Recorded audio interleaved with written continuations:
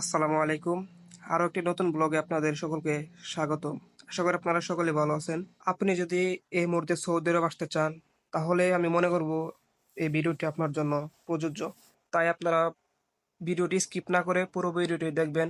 যদি স্কিপ করেন তাহলে কিছু গুরুত্বপূর্ণ টপিক আপনি হয়তো হারিয়ে ফেলতে পারেন। শুরু করার আগে বলতে চাই, আপনি যদি আমার চ্যানেলে নতুন হয়ে থাকেন তাহলে চ্যানেলটি সাবস্ক্রাইব করবেন। আর যদি আমার ফেসবুক পেজ থেকে ভিডিওটি দেখে থাকেন তাহলে অবশ্যই পেজটি ফলো দিয়ে রাখবেন। তো আর বেশি কথা না বাড়িয়ে আসুন শুরু করি। তো এখন আপনার মনে প্রশ্ন জাগতে পারে, আমি এখন কোথায় যাচ্ছি? আমি এখন যাচ্ছি বাইকের যন্ত্রপাতি কেনার জন্য। আসলে আমরা যে কাজ করি কফিলের আন্ডারে, তো আমাদের সবকিছু কিন্তু কফিলে এনে দেওয়ার কথা। তো আমার কফিল কিছুদিন ধরে বলতেছিলাম, তো কফিল কোনো সাড়া দেয় না, তো যার কারণে আমি আজকে নিজেই যাইতেছি বাইকের যন্ত্রপাতি কেনার জন্য। আমরা যেহেতু বাইক দিয়ে ডেলিভারি কাজ করি, আমাদের বাইকটা সবসময় ফিট রাখতে হয়। যদি আমরা অর্ডার নিয়ে যাই, তখন যদি আমাদের বাইকটা প্রবলেম হয় তাহলে কিন্তু আমাদের যে অর্ডারের টাকাটা সেটা কিন্তু আমাদের কাছ থেকে কেটে নেওয়া হয়। আর এই দেশে কিন্তু আমাদের দেশের মতো না যে বাইকের যন্ত্রপাতি যে কোনো জায়গায় পাওয়া যায়। আমি কিন্তু এখন যাইতেছি কমপক্ষে 30 কিলোমিটার দূরে। তো লোকেশন আমি যে রাখছি এটা 30 কিলোমিটার দূরে দেখাচ্ছে। তো এদেশে অ্যাভেলেবেল বাইকের যন্ত্রপাতি কোনো আশেপাশে পাবেন না। তো আমাদের যদি বাইকের যন্ত্রপাতি যদি বেশি আনা না থাকে তাহলে কিন্তু আমাদের বিশাল বিশাল একটা প্রবলেম ফেস করতে হয়। তো আমার বাইকটা ঠিক না থাকার কারণে আমি গত কয়েকদিন ধরে কাজ করি না। এই যে আমি কাজ করতেছি না, এটা কিন্তু আমার কফিল আমাকে টাকা দিবে না এবং কোম্পানিও টাকা দিবে না। তো দীর্ঘদিন ধরে কাজ না করার কারণে আমার বাইকের যে তেল আছে সেটা কি পরিমাণ তা আমি জানি না। তাই এখন পেট্রোল পাম্পে আসলাম তেল ভরার জন্য। তো এই যে আমার একজন বাংলাদেশি ভাই এখানে বসে আছে। তো ভাইকে বললাম 20 রিয়ালের তেল দেন। তো সে বললো 91 না 95। তো তারপর আমি বললাম ভাই আমি সবসময় 91 দেই গাড়ি চালাই, তো 91ই দেন। তো উনি আমাকে 20 রিয়ালে 91 যে পেট্রোল আছে সেটা দিল। তো আমার তেল ভরা শেষ, এখন আমি টাকাটা পেমেন্ট করব। তো ব্যাংকের মাধ্যমে আমি পেমেন্ট করব। তো আমার টাকা পেমেন্ট করা শেষ, এখন আমি আবার চলে গেলাম আমার গন্তব্যস্থলে যাইতেছি। আমার সামনে দেখতে পারতেছেন একটি ওভারব্রিজ আছে। তো ওভারব্রিজের নিচ দিয়ে আমি এখন ইউটার্ন নেব, ইউটার্ন নিয়ে তারপর হাইওয়ে রুটে উঠবো। এই যে দেখলেন যে আমার পাশ দিয়ে যে একটা গাড়ি গেল নিশান, আপনারা কিন্তু দেখলেন সে কিভাবে আমার পাশ দিয়ে গেল। আসলে ওরা কিছু মনেই করে না, আমরা যে বাইকের উপর একজন মানুষ আছি এটা ওরা মনেই করে না। তো যাই হোক, যত কষ্টই হোক আমাদের কাজ করতেই হবে কারণ আমরা প্রবাসী। তো এখন আমি বলি আমি কি কাজ করি এবং কি কোম্পানিতে কাজ করি, এখানে কিভাবে আসলাম সেই ব্যাপারে একটু কথা বলি। তো আমি কাজ করি হাঙ্গারি স্টেশন কোম্পানিতে। আমি কিন্তু এখানে সরাসরি আসতে পারি নাই। সর্বপ্রথম যখন সৌদি আরব আসি তখন দালালের মাধ্যমে আসছিলাম। তো দালালের যে ব্যাপারটা সেটা অন্য একটি ভিডিওতে বলবো। পরবর্তীতে আমি এখানে আইসা কফিলের আন্ডারে কফাল হয়েছি। এখন বলতে পারেন আমি যে কাজ করি হাঙ্গারি স্টেশন কোম্পানি, এই কোম্পানি কি কফিলের নাকি? না, এটা কফিলের না। আমার জাস্ট কফিল সৌদি আরবের যে কফিল আছে তারা এই কোম্পানির সাথে একটা চুক্তিবদ্ধ করছে যে তোমার এত অর্ডার মাইরা দিব, তুমি আমাকে এত টাকা স্যালারি দিবা।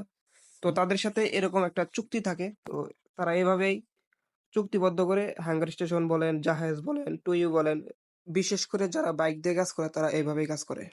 তো অল্প সংখ্যক শরিকা আছে, কোম্পানি আছে যারা কিনা সরাসরি কোম্পানি পরিচালনা করে। জাহেজ একটা কোম্পানি আছে সেটা কিনা শুধুমাত্র কোম্পানি পরিচালনা করে।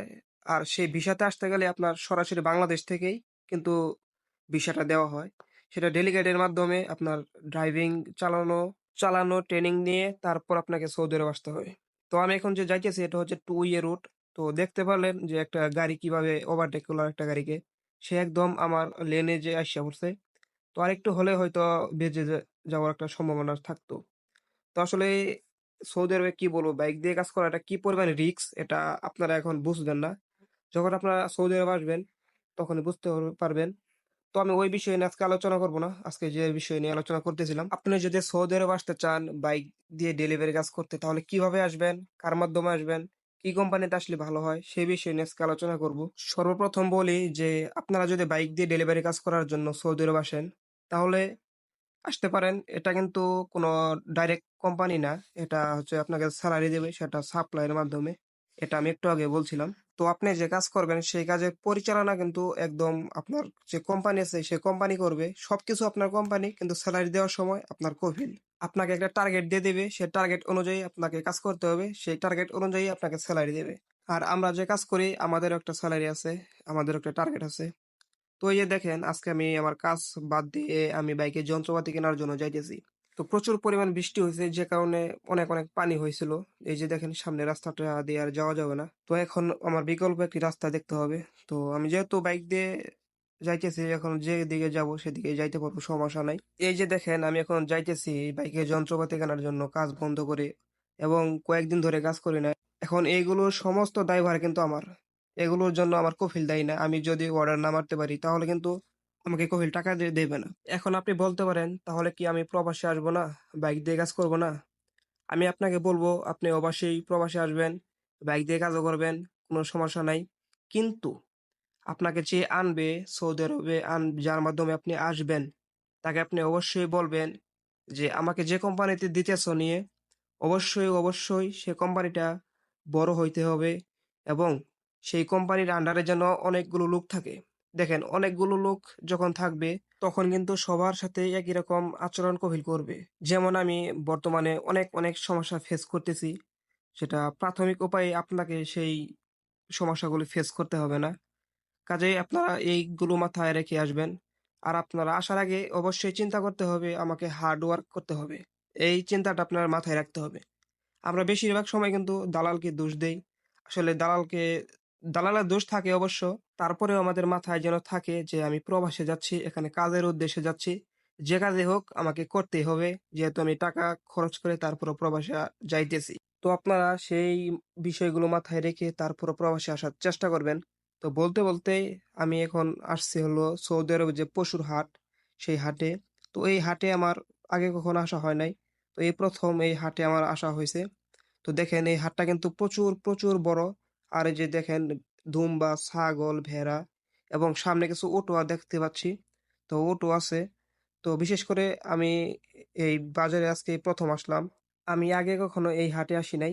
তো যাই হোক, আমার খুবই খুবই ভালো লাগলো এই উটগুলো দেখে এবং ভেড়াগুলো দেখে। এবং সামনে কিছু গরু আমি দেখতে পাচ্ছি এখন। সামনে কিছু গরু, হালকা পাতলা কিছু গরু আছে। তো এখানে কোরবানি ঈদের সময় অনেক অনেক হয়তো পশু হয় আমার মনে হয়, কারণ এই হাটটা কিন্তু প্রচুর বড়, প্রচুর পরিমাণে বড়। এখানে অনেক অনেক ক্রেতারা আসেন এখানে কেনাবেচা করার জন্য। এই যে দেখতে পাচ্ছেন আমার সামনে গরু, যে কিছু গরু আছে, আসলে এই দেশের যে গরু সেগুলো ছোট ছোট গরু। তো যাই হোক, আমি যে আলোচনা আপনাদের সাথে করতেছিলাম, আসুন সেই আলোচনাই করি। এখন আপনি বলতে পারেন যে আমি কি কার মাধ্যমে আসবো?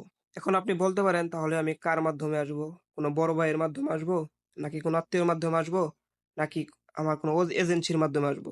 এখন আপনাকে যে সাজেস্টটা আমি করব, আপনি অবশ্যই অবশ্যই, যদি চীনা পরিচিত কোনো এজেন্সি থাকে তাহলে আসতে পারেন।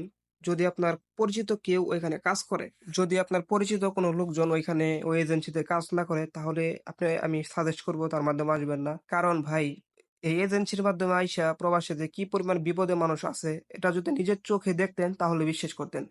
আমি এখন বলতেছি, এটা আপনার বিশ্বাস হচ্ছে না হয়তো। এখন আপনি বলতে পারেন তাহলে আমার পরিচিতর মাধ্যমে গেলে কি লাভ হবে? আমি বলবো আপনি পরিচিত মাধ্যমে যদি আসেন, তাহলে কিন্তু আপনি যদি প্রবাস থেকে বাড়িতেও চলে যান কোনো কারণে, তাহলে কিন্তু ওই টাকাটা আপনি পুনরায় ব্যাক নিতে পারবেন। আর এজেন্সির মাধ্যমে আসলে আপনি ওই টাকাটা আর ব্যাক নিতে পারবেন না। তো আমার কথা যদি কোনো জায়গায় বুঝতে ভুল হয় তাহলে অবশ্যই কমেন্ট করে জানাবেন। আর যদি কোনো কথা বোঝার থাকে তাহলে অবশ্যই কমেন্ট করে জানাবেন। তো আপনাদের সাথে কথা বলতে বলতে আমি প্রায় আইসা পড়ছি। তো প্রচুর পরিমাণ বৃষ্টি হয়েছে, তো যার কারণে রাস্তায় এরকম পানি। তো এই দেখেন রাস্তার কি বেহাল দশা। তো সৌদি আরবে যখন বৃষ্টি হয় রাস্তাগুলোতে প্রচুর প্রচুর পরিমাণে কাদা হয়। আর এখানে কাদা হওয়ার একটা কারণ হচ্ছে, এটা কিন্তু কোনো সিটি এলাকা না, এটা সিটির বাইরে। এই যে আমার আশেপাশে দেখতে পাচ্ছেন ঘরগুলো, এগুলো কিন্তু আপনার কোনো থাকার ঘর না, এগুলো হচ্ছে আপনার গোডাউন, যেখানে মালামাল রাখা হয়। তো মালামাল রাখার জন্য এখানে জানেন টেরাল্লা গুলো, যে বড় বড় মালের গাড়ি, এগুলো সেগুলো কিন্তু এখানে আসে। তো মানুষের সমাগম এখানে খুবই কম, তার কারণে এই রাস্তাগুলো এরকম বেহাল দশা। এই যে দেখেন, এই যে গাড়িটা গেল, মনে হচ্ছে যে লবলং সাগরের উপর দিয়ে সে গাড়িটা গেল। তো আমাদের কিন্তু মাঝে মাঝে এরকম রাস্তা দিয়ে আসতে হয় অর্ডার নিয়ে। তো আপনারা যখন আসবেন, তো আপনাদেরও কিন্তু এরকম রাস্তা দিয়ে আসতে হবে কাজ করার জন্য। আর এরকম রাস্তায় কিন্তু আপনার কুকুর থাকে, প্রচুর পরিমাণে কুকুর, যারা রাত্রের বেলায় খুবই খুবই যন্ত্রণা দেয়। তো আপনি যখন সেই সমস্যাগুলো ফেস করবেন তখন আসলে সেই সমস্যাগুলো বুঝতে পারবেন সেটা কি পরিমাণ যন্ত্রণা দেয়। তো আপনাদের মনে যদি কোনো প্রশ্ন থাকে তাহলে অবশ্যই আমাকে কমেন্টের মাধ্যমে প্রশ্ন করতে পারেন। আমি চেষ্টা করব আপনাদের কমেন্টের রিপ্লাই দেওয়ার জন্য। যদি না পারি তাহলে আমি আরেকটি ভিডিও দেব সেই কমেন্টের অনুযায়ী। তো আপনাদের সাথে কথা বললাম, এখানে যদি কোনো কথায় আপনাদের মনে কোনো কষ্ট পেয়ে থাকেন তাহলে অবশ্যই ক্ষমা সুন্দর দৃষ্টিতে দেখবেন। আর আমি এখন আমার গন্তব্যস্থানে চলে আসলাম। তো আমার ভিডিওটি এখানে শেষ করব। যারা আমার এই ভিডিওটি শেষ পর্যন্ত দেখছেন সকলকে জানাই শুভকামনা। আর আমার ভিডিওটি যদি ভালো লাগে তাহলে অবশ্যই চ্যানেলটি সাবস্ক্রাইব করবেন এবং পেজটি ফলো দিয়ে রাখবেন।